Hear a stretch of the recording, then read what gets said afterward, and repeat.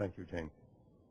It's now my very special pleasure to introduce our honorary graduate, His Highness the Aga Khan.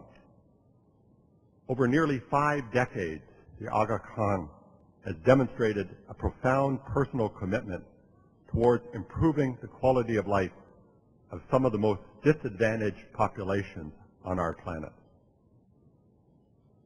Dedicating his energy and the resources of the Ismaili Imamate to pressing issues of social development, economic empowerment, and cultural revitalization, he has founded and closely guided one of the world's most effective groups of private development agencies, the Aga Khan Development Network, the AKDN.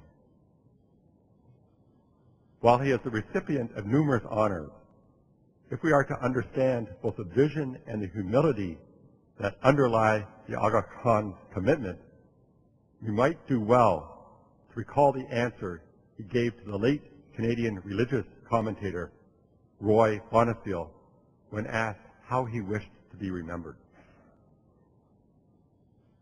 The Aga Khan replied that he did not wish himself for posterity. He hoped, rather, that it would be the work of the institution that he helped establish that would have lasting impact.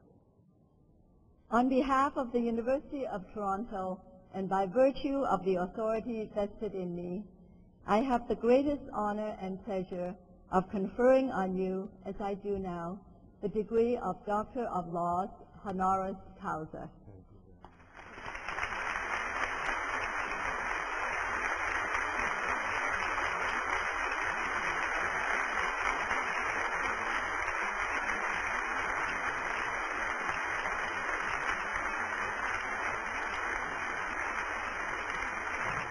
In an era of rising expectations and unmet needs, both in the developed but much more in the developing world, civil society institutions play an essential role in the provision of social services, the protection of the marginalized, and the delivery of development programs.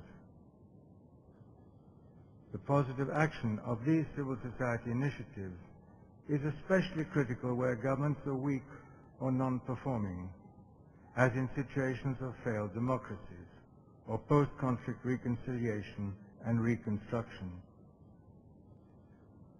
Whatever definition is used, a quality civil society is independent of government, pluralist, and led by merit-based, educated leadership. Not only does Canadian civil society eminently meet these 3 criteria of being non-governmental, pluralist, and merit-led, but I know of no country where civil society is more empathetic with the needs of civil society of the countries of Africa and Asia, in which I have been working for 45 years. The opportunities for partnership are many, but they're not being realized, or if they are, it is at a level infinitely below the needs and dramatically below the potential for change. This is the nature of the true regime change we need, where the civil society of the industrialized world gives wide and encompassing support to that of the developing world. True regime change occurs when liberty is guaranteed by a people free to create or support institutions of their own choosing. True regime change occurs when that strength and that freedom are defined by the depth, breadth, and quality of education shared across the society in question. Partnerships between the developed and developing worlds can and do work. Moreover, they demonstrate how essential universities and their lifeblood, you, their graduates, are to civil society. I am sure you will wish to seize the opportunities for sharing your knowledge with future generations here in Canada. But should you wish it, the reach of your knowledge can go far beyond your shores and will be deeply welcomed.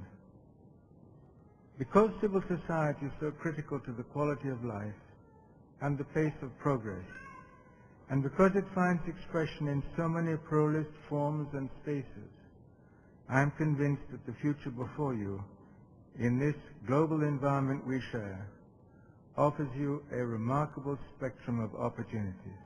Congratulations to you all. Thank you.